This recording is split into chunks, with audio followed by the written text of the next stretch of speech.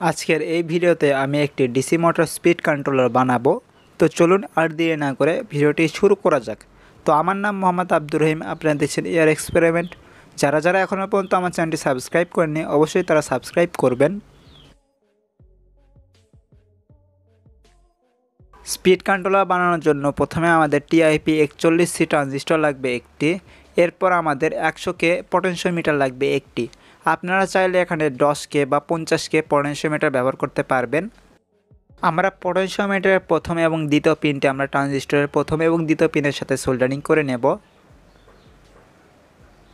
এরপর একটি লাল তার নেব এবং এটি আমরা পটেনশিওমিটারের মাঝখানের পিনের সাথে সোল্ডারিং করে নেব।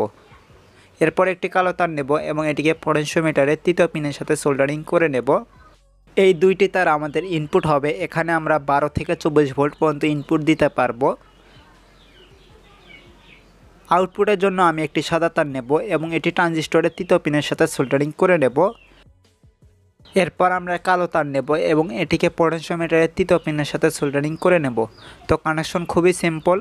তো যারা এখনও পর্যন্ত আমার চ্যানেলটি সাবস্ক্রাইব করেননি তারা অবশ্যই আমার চ্যানেলটি সাবস্ক্রাইব করবেন। ভিডিওটি ভালো লাগলে অবশ্যই ভিডিওটি একটি লাইক করবেন এবং আপনাদের বন্ধুদের কাছে ভিডিওটি শেয়ার করবেন।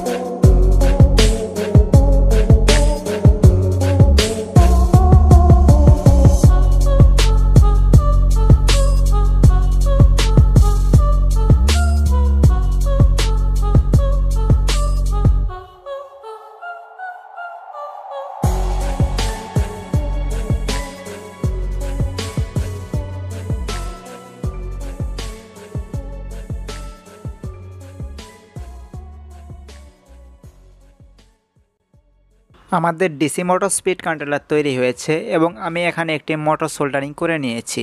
তো এখন আমরা এটির ইনপুটে 12 থেকে 24 ভোল্ট পর্যন্ত ইনপুট দেব। তো দেখুন ইনপুট দেওয়া মাত্রই আমাদের মোটরটি ঘুরে উঠল। তো এখন আপনারা মোটরের শাফটের দিক লক্ষ্য করুন।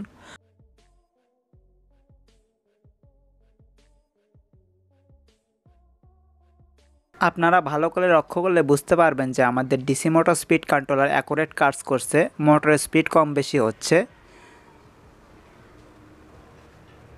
তো ভালো করে লক্ষ্য করলে বুঝতে পারবেন যে মোটরের গতি কম বেশি হচ্ছে।